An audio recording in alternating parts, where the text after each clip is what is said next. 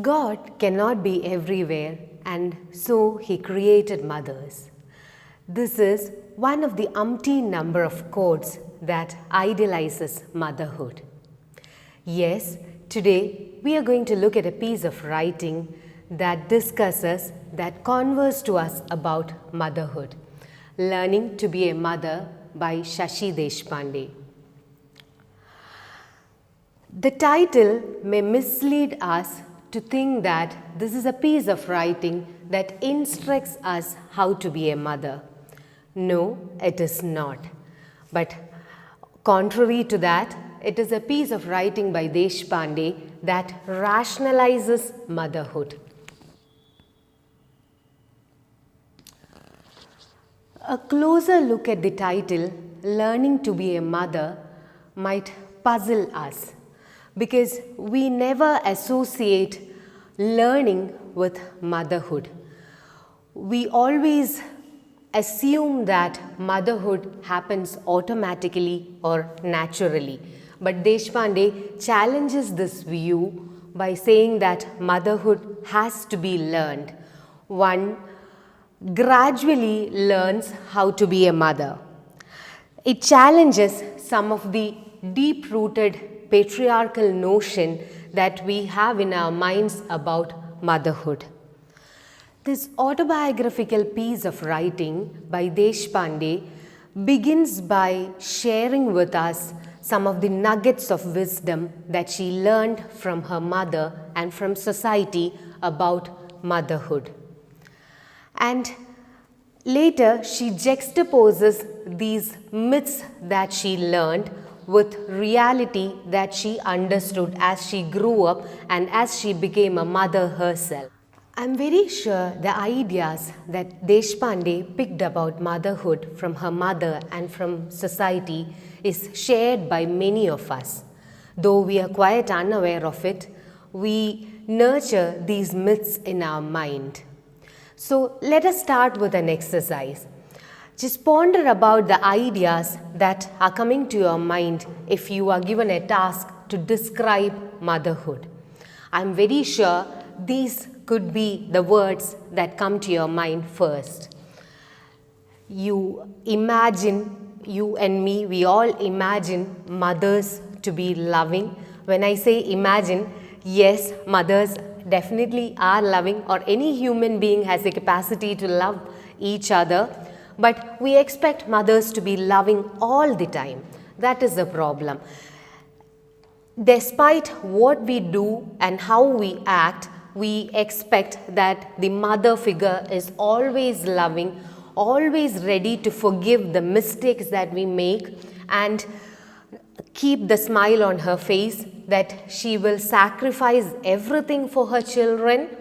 She has no personal interest of her own. She will always understand. She is a human being too. Sometimes she might not understand what you are trying to tell her, as she cannot connect to it, but we cannot understand that idea, or we cannot take that idea.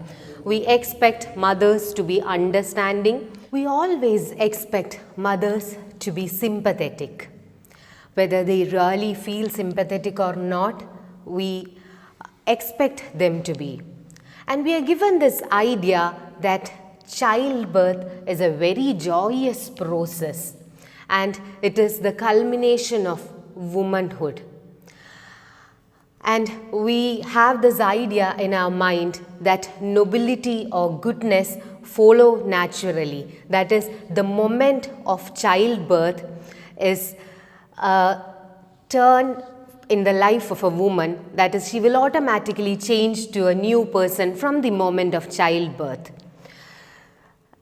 So altogether, we give this idea of a guardian angel, or to be more specific, a divine figure to mother. We equate motherhood to divinity. On a peripheral level, we might think that, is there a problem in associating someone to God? You are actually respecting them, you are giving them so much of reverence when you are equating a person with God. To err is human and to forgive is divine is what Alexander Pope has said. So, we the human beings have the privilege or the luxury to make mistakes and to learn from them.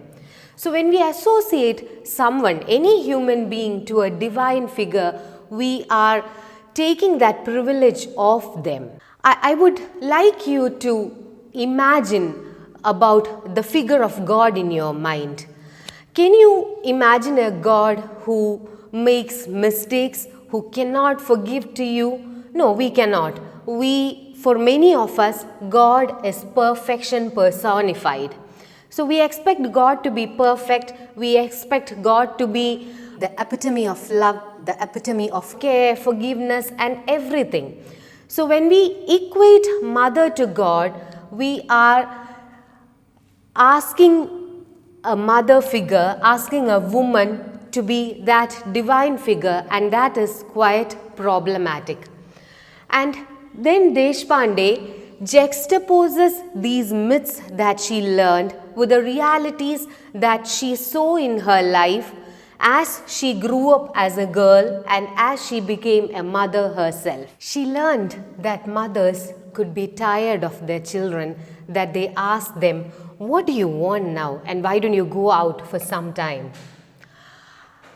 Mothers could want you to be what you are not, and they could ask you not to be what you are. And she also says that mothers could hold out their love like a carrot or like a gift as a prize for good behavior. And when it happens like this, when love becomes a gift for good behavior, we can never say that such form of love is unconditional. So mothers are normal human beings who might get annoyed by the behavior of their children, is that idea that Deshpande is trying to put forward. They might get annoyed, at times they might feel angry, they can be partial also. If there are two or more children, the child who puts forward good behavior could be given bit more of appreciation or love at a particular point. It is not always impartial form of love. There could be partiality, though at a larger level, most of the time parents try to be impartial, but we have to give them the liberty to be human beings and accept the fact that mothers could be partial at times. Mothers could thwart their child's ambitions. Again, she is coming to the next idea. When a child is all that you have to dream about, is all that what you live for, that is a problematic point, because you don't have anything else in your life to look forward to. So the child becomes the focus of your life, and there you use this sacrifice that the mother has gone through as a rope to tether the child to herself. To take an example, in India we keep saying this, that I spend all my money on your education, so you have to be this particular person. And with our affinity for doctors and engineers or to any other professional courses, we keep saying that we have spent our entire life for you, and you have to fulfill this dream of ours. So many a time when we sacrifice our dreams for our children, we expect something in return, and that is not there in the myths. We see it as a sacrifice where we do not really expect anything in return. But in reality, when we sacrifice something, we expect something in return, and the sacrifice is used as a rope to tether children to herself. And so we could see that the myths that are prevalent about motherhood actually does not go in accordance with the reality that Deshpande could see in her real life. So what happens when the myth and the reality does not go hand in hand? There is a confusion. There is a confusion that arises in the mind of a person whether I am a good mother or not. I'll read a passage from the text. And then began the doubts, the agonies. Was I an unnatural woman, an unnatural mother? Why couldn't I even breastfeed my child? Why did I so often feel trapped? And though I watched every breath of my baby with such anxiety, though I was flooded with joy at the sight and touch of those tiny limbs, though I absorbed every smile with ecstasy, why did I feel I was being swallowed up? Why did I want to bury my head in a pillow and shut out those cries in the night, the cries that, oh God, seemed to have no cause, emerging only to torment me? Why did I look back with such nostalgia to the days when I had been girl, half savage, hardy and free? And there was a rage at the unceasing demands on me, demands I knew it was impossible for me to meet, demands I knew I didn't have the capacity to meet. So, Deshpande talks about the confusion confusion through this passage from the text, where she says, we expect the woman to turn out to be a new person immediately after childbirth. And when that doesn't happen, the woman or the mother is confused and she starts pondering, am I the only person like this? And in our society, it is very difficult to communicate this feeling. And even if we start communicating this feeling to another woman, they will not mostly be supporting you, but they would say you have to attempt to be that perfect mother image. So we feel confused. There is a clash between reality and myth here. And what happens next probably is anger or depression that follows. In our constant attempt to be that perfect mother, which is just a mythical figure, women do hurt themselves.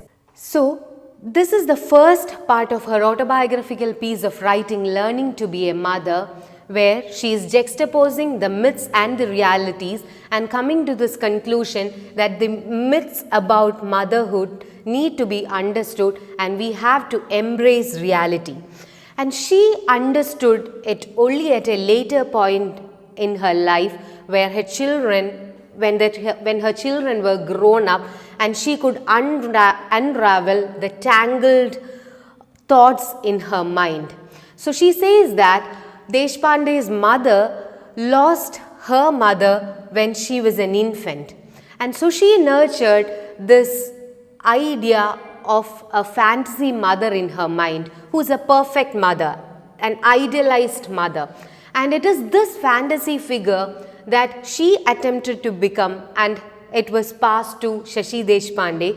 And it is this image of fantasy mother whom she tried to mimic or whom she attempted to be that created all the confusion. It is not just the case of Deshpande's mother or Deshpande herself, but we all nurture these fantasy mothers in our mind. We can actually do an exercise to figure out whether we have these fantasy mothers in our mind. Can you imagine your mother saying a no to you? Let us take this example that your mother has a chocolate with her, and can you imagine your mother saying to you, no, I'm not going to give it to you this time, I want to have it. You have had all the chocolates yesterday or day before yesterday during all the past days. So today I am not going to give it to you. This is quite human to say that I will not give you something today, right? You can expect or you can imagine your friends saying that to you. You can imagine your siblings saying that to you. You can imagine any elder person saying that to you, but we are not really comfortable with our mother saying that to us. So this proves that we all nurture this fantasy mother image in our minds. So the first session of Shashi Deshpande's autobiographical piece of writing juxtaposes the prevalent notions or myths about motherhood with the realities that she came across in her life, and we came to understand that we all nurture a fantasy mother figure in our mind.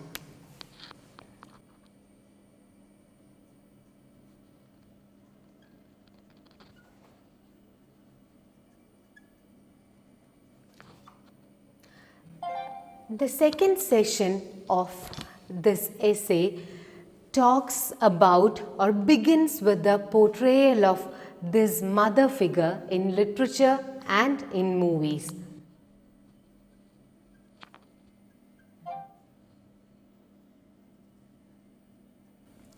She starts by narrating a story, which is the story of a mother, an ideal mother, who is very much similar to the fantasy mother figure in our minds.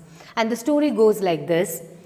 There is this son and his mother, and the mother brings up her son with so much of love, care and concern, and once the son is in his youth, he falls in love with a young woman, and instigated by her, he goes to his mother and asks her to have her heart. So the mother very willingly, gladly allows him to take her heart out of her body, and the son takes it out, and on the way to give his mother's heart to his girlfriend, he falls down, and the heart that is in his hand asks him, my son, have you hurt yourself?" So this is the perfect mother image that literature is propagating. We have many such mother images in literature, in fairy tales and many other media. So movies are not any behind in this aspect. They also portray the selfless mother image or the self-effacing mother image, and Indian movies always have that self-effacing mother image in them.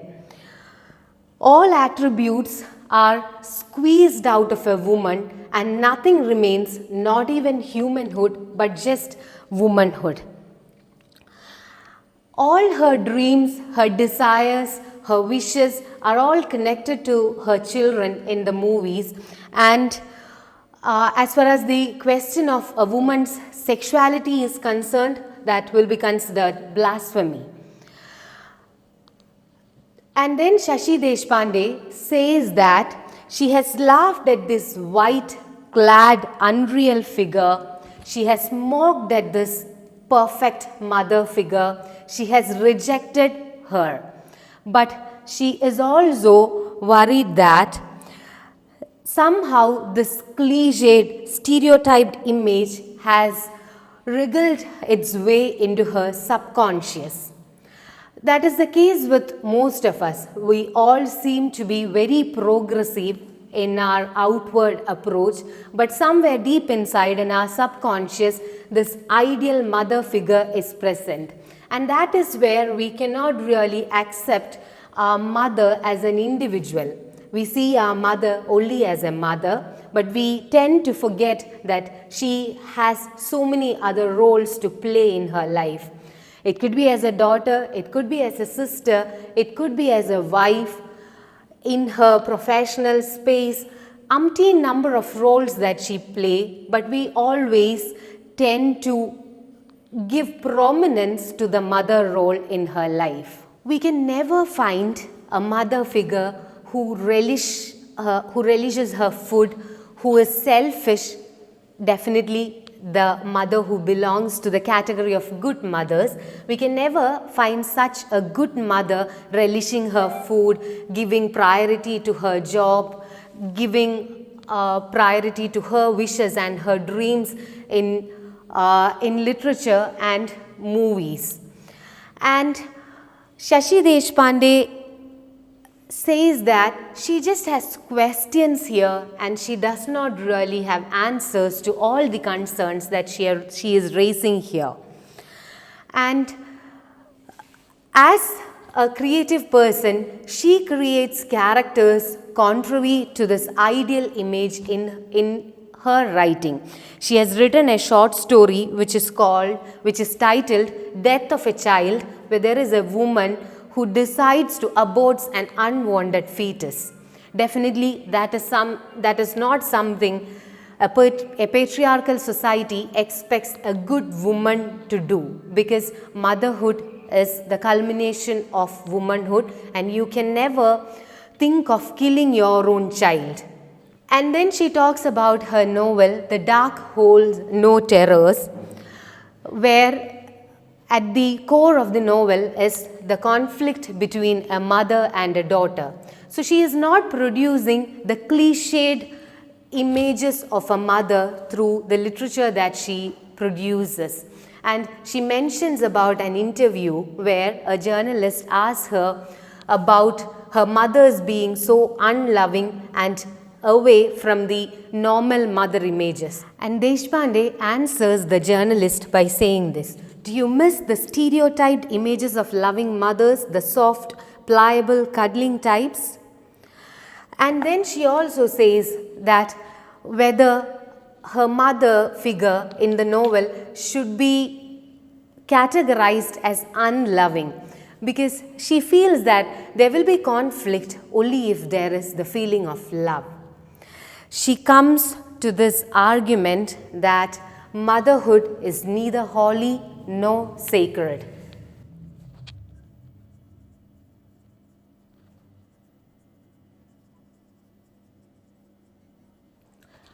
She says that childbirth is a very painful process. In the first session, when she was bursting the myths about motherhood, she also says that even though people perceive childbirth as a very joyous process, in reality, from her own experience, she finds it as a very painful process and she remembers howling like an animal in pain during the process. So the myths or the notions only project one side of the story, where she is giving us the other side of the story as well. So she is against the process of deification of a woman.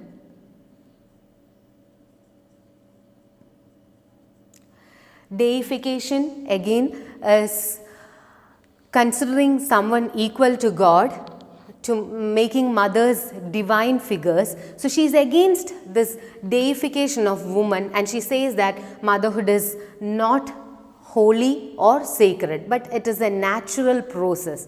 Nature wants everyone to take care of the vulnerable young life that they have produced, and so they make the little ones connected to the mothers. And as the child or the baby, the young one grows, nature makes them independent and they have to move away from their mothers or their fathers. And it happens so for every other creature, for animals, and it should happen so for human beings also. But we, the species who has the capacity to think, always want to cling on to our mother, always want our mother to be there as much as she was there for us when we were an infant or a baby. And coming back to this word deification, our society always perceives things in binaries. So if a mother figure is this divine figure, she is considered as a good mother, and if she is not, we have this bad mother figure. That is, we can give the word nullification here. So we have a motherly figure who possesses all the good qualities, and we have a bad mother who does not possess any of the good qualities. So it is either having everything or not having anything. And in reality, Deshpande says that all the mothers stand somewhere in the middle of this line. So this is reality. That we are not perfect all the time, but we are not imperfect all the time either. So she says that motherhood is not about being that divine figure, but it is also not about being the witch figure, but according to circumstances, according to instances, we all depict characters that are good or bad. And we also need to consider the fact that the labels good and bad are very relative in nature. And she is asking this question, why somebody did not tell her that in reality we all stand somewhere between the good mother and the bad mother. And she's posing certain questions to us. Why didn't someone tell me this earlier? Why didn't I know it's natural and normal to feel trapped, to want freedom, to be resentful and angry when you're deprived of sleep, not allowed a single moment to yourself? The society don't expect a good mother to be angry even if she is not able to sleep for an entire night, even if she does not get a second for herself for many days or for weeks. But it is quite natural to express the emotions such as anger or hatred in circumstances like this. So probably that is one reason why she is writing this piece of literature, that she wants people to know that it is absolutely fine not to be this fantasy figure, not to be the ideal divine mother figure. That does not mean that you are the imperfect mother, but you stand somewhere in the middle, which is real. So you are real, and if you are real, you will stand only in the middle, and you will never be able to be the deified image of a mother. That is just a myth that the patriarchal social structure has created. She then talks about Simone de Beauvoir's reference about her mother in her work, A Very Easy Death. Beauvoir's mother was ill for quite some time, and illness and hospitalization had wrenched her mother out of the framework, the role, the set of images that a daughter has imprisoned her. We all do this. We have certain roles defined for our mother, and if she steps out of it, we become quite uncomfortable. I would like to take an example from movies here. We will consider this example of the Malayalam movie Manassinakare here, and the mother image that Sheila is portraying in the movie does not really belong to the ideal mother image. And we can see how her children is not at all comfortable with the way she behaves. We see an old woman with the energy of a teenager, and they are not at all happy about it. They are not at all happy that she is traveling with young man. They have no doubt about her feelings, but they don't want it to happen. They want their mother to be a very calm, composed figure, and they want her to belong to her age. So the movie was a commercially successful one, but we can ask the question to ourselves, would we be happy if we have a mother figure like that? Yes, definitely, to see someone else's mother like that is absolutely fine for us, or at least for most of us. But will you be really able to accept your mother as a really adventurous, as a childlike person? You should be, because your mother is being your mother is just one facet of her existence. She plays so many other roles, and it is her choice to give preference to whichever one she wants to. And so this is the second session of the piece where she talks about the portrayal of motherhood in literature and in movies, how it portrays this ideal image of self-effacing mother, and media, literature and movies has so much of influence on people that it infiltrates into the mind of people even without our knowledge. And she also adds that motherhood is neither holy nor sacred, but it is a natural process, and when it is natural, mothers can be cruel, can be selfish. They can be loving, they can be selfish. It all depends on the circumstances. In reality, we stand somewhere in the middle. Things and people never come in black and white, but we are more gray in nature. That is like, if you ask this question yourself, whether you are a good person or a bad person, you will have to ask, at which point are you talking about, or which instance are you talking about, because there could be instances where you were really good, there could be instances we know where we behaved really bad. And most of the time we try to balance this good nature and bad nature, and that is the real picture of a human being. Then why do we take off that real human image from a mother is the question that Deshpande leaves us with as we read this text. The third section talks about woman as a creative writer. All the rationalization about motherhood, Shashi Deshpande says, was fine till this point. But when she considers herself as a creative writer and a mother, it becomes even more complicated. And she says that creative writing is something that is as possessive as a child, that it requires so much of your time and it requires space. We can think about the idea that Virginia Woolf has propagated in her A Room of One's Own. Woolf says that a woman needs time and space of her own to produce fiction. So Shashi Deshpande is also reiterating that idea that creative writing demands so much of your time if you need to produce something substantial. She says that it can be just as possessive as children, keeping you away from others, making you long for solitude, making you want to converse with yourself, making you want to conserve yourself.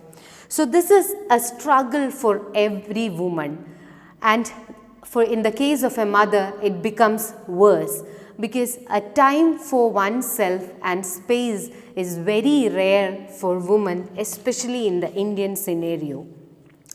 So if we look at the life of a woman, we have this active young girl who is controlled by the society and notions, who shifts to be a passive wife, and who is expected to turn to a sacrificing mother, which is the divine figure, the culmination of goodness that she is expected to turn into. And after that, no other roles matter in her life, is how our society has projected the life of a woman. And this is problematic for the life of a creative writer. And Mrs. Gaskell, in the biography of Charlotte Bronte, says this: when a man becomes an author, it is merely a change of employment, but no other can take up the quiet regular duties of the daughter, wife or the mother. If we look at the duties that are fulfilled by a wife or a mother, it is something that anyone can share. Let it be cooking, cleaning or taking care of the baby. The family can definitely support her. But we feel that only if the mother does all these tasks, it will be perfect, and we expect the mother to give priority to all these tasks. And for a man, it is easier than the woman, because it is a change of employment for them. They are working on it. They are given a choice to do creative writing and to leave the other tasks behind. But in the case of a woman, she is not given a choice, but she has to balance between both. And when a child that is demanding, as we said before, in the Indian case, even after the child grows up, our demands never cease from our mother. So a child or your kid, how much ever old he or she is, who is very demanding, and creative writing, which is as possessive and demanding as a child, have to be balanced together. That is very complicated. She also quotes Anne Tyler, who says, "I will write my books and raise the children. Anything else just fritters me away." So this was a stand Shashi Deshpande also had taken during the times when she was writing and taking care of her children. She tried to balance both, to take care of her children and to write. So whenever they used to go to school or whenever her children were away, she used that time for her writing. So once they left for school, she finished all other tasks in a quick way to get back to writing. She decided that she will not be giving the time that is demanded by her children for writing, and she believed it that she balanced both. She has given the time that both demanded, till one day her son asked her this question, "Did we ever disturb you when you were working?" So the perspective of the son is so different that he feels that they have never disturbed their mother while she was writing. We feel so because we feel that it is our right and it is a responsibility of the mother to do the household things or to take care of the children. And this question actually shattered her idea that she had balanced the creative writing and taking care of her children. And she also talks about Bernard Shaw, who spoke of the oddness of the fact that people take up the most difficult of all professions, that is parenthood, without having any preparation or qualification. So she says that she was also not qualified to be a mother. She was short-tempered, she lacked patience, she wanted freedom, and she hated to be clung to. So she was never convinced of her rightness just because she was a mother. She was never confident of her authority. When she used to whack her children, she knew that it was not just because of their behavior, but it is also due to her temper that she has done so. But in the case of Shashi Deshpande, she never felt guilty about it. That is where it becomes problematic for most of the mothers, at least for most of the Indian mothers, that they feel guilty about the things that they cannot do and that they are expected to do. The society expects you to be a perfect mother figure. You are deified, you are a divine figure, and you have to be perfect, but in reality you cannot be, and you end up with guilt and anger and depression that you cannot be that perfect mother figure. So Deshpande says that what she did for her children, what she wanted to do. So the final section of this piece of writing puts forward certain brave arguments by Deshpande, where she says that she has done for her children what she wanted to and not what the society expected her to do. And she is happy about it. She has no guilt about it. But it was not an overnight transformation that happened, but there were points in her life when she felt guilty, and it was only when her children went away and she got time to reflect, to contemplate on the entire process, that she realized that it is absolutely fine to spend time for yourself. And she gives us the merits of doing so as well. She says that she never tried to possess her children because they were just one aspect of her life. Motherhood was just one aspect of her life. She has also been a creative writer. She also has fulfilled all other responsibilities of her life. So, she has different aspects which she has focused, and due to that she has never tried to possess her children, that they are not the only thing that gives her happiness.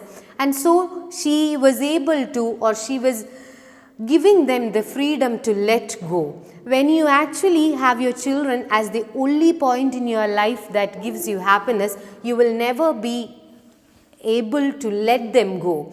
And we also need to realize that children, as they grow up into individuals, have their own dreams and their own way that they would like to take. So if we need to let them free, we need to have our own happiness. One's life should not be empty when the children leave.